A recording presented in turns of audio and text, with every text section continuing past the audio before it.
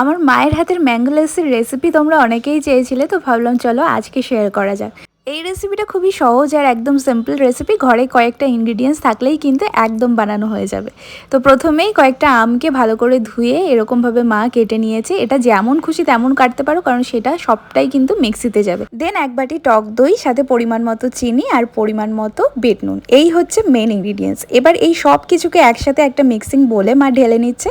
তো প্রথমেই টক দইটাকে ঢেলে নিল। এবার এর সাথে যে আমগুলো আগে মা কেটে রেখেছিল কুচি কুচি করে, সেটাও এর মধ্যে দিয়ে দিচ্ছে। এবার স্বাদ অনুযায়ী চিনিটা দিয়ে দেবে, তোমরা যে যতটা পরিমাণ মিষ্টি পছন্দ করো সেই অনুযায়ী।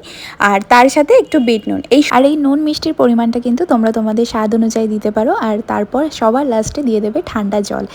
এবার সব কিছুকে মিক্সিতে একবার ব্লেন্ড করে নিলেই কিন্তু আমাদের ঠান্ডা ঠান্ডা ম্যাঙ্গো লাসি একদমই রেডি। ঘরে নিজেদের খাওয়ার জন্য হোক, বাইরের থেকে কোনো গেস্ট আসলে হোক, এটা একবার ঠান্ডা ঠান্ডা সার্ভ করে দেখতে পারো। আমার মনে হয় এটা পছন্দ হবে না এমন কোনো মানুষ থাকবেই না। তো এই তো আমার মাও এখানে আমাদের জন্য সবাইকে সার্ভ করে দিচ্ছে। তো কেমন লাগলো এই ছোট্ট রেসিপিটা অবশ্যই কমেন্ট করে জানিও। হ্যাঁ, লাস্টে কিন্তু মা একটু চাট মশলাও অ্যাড করেছে, যেটার জন্য এটা খেতে আরও সুন্দর হয়ে গিয়েছিল। তো চলো আজকের মতো তাহলে আসি, দেখা হবে নতুন আর একটা ভিডিওতে। বাই।